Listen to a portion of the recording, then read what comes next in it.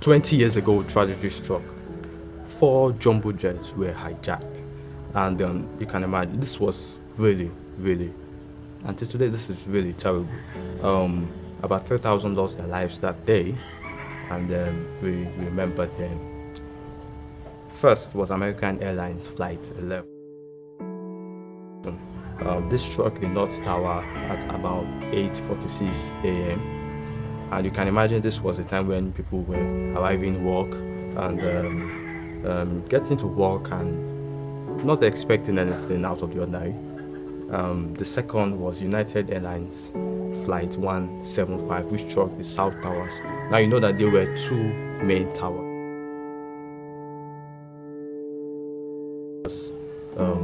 Actually, they were all that World Trade Center towers, but there were two main ones which were 110 stories high. Now, the second one occurred at 9:03 a.m. in the morning, both collapsing an hour and 40 minutes after impact.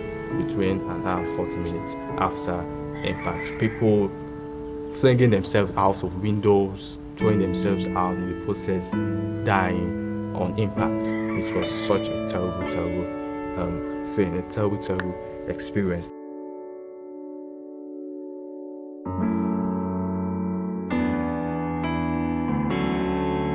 The third plane crashed into the Pentagon, the west wing, the west side of the Pentagon.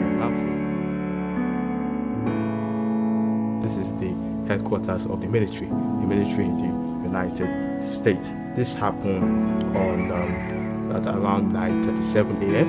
American Airlines Flight 77.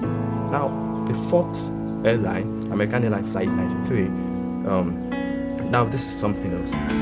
It was heading towards Washington DC, and there are various hypotheses as to where that target was. Now, mind you, these hijackers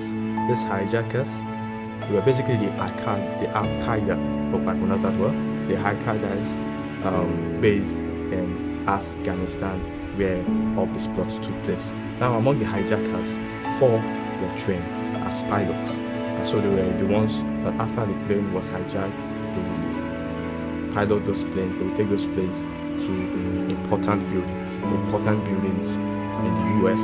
to either partially or totally destroy those buildings, and obviously to kill people. Now, the two trade centers were targets. The Pentagon was target, and the fourth one I'm about to talk about now, was headed for Washington. Some say the target was the Capitol Hill. Some say it was the White House. We will never know. Now, the passengers fought against the hijackers, and they succeeded in taking over and diverting the plane. At least total heroes they were. Unfortunately, the plane crashed, killing all on board. The plane crashed in a field in Pennsylvania. Now, it took 8 months for the debris to be cleared from the crash site, where from then on it started being called Ground Zero.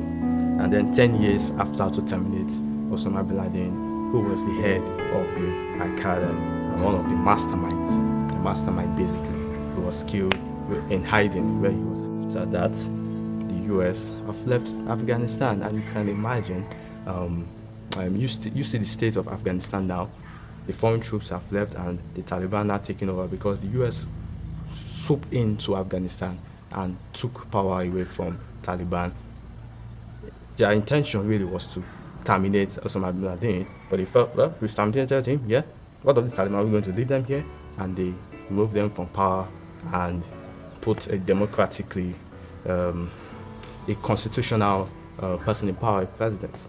And people say that this was mad with corruption and all whatnot. That is not the point now, but you see how things played out. He fled the country, the Taliban have taken over now, foreign troops have left the country, and as we speak now, America has no presence in Afghanistan. 2,977 people recorded dying that day, and more still died due to what they inhaled. Was toxic at the crash site. where those buildings collapse, because those buildings eventually collapse. Terrible, terrible. Now there is the One World Trade Center standing in this place now.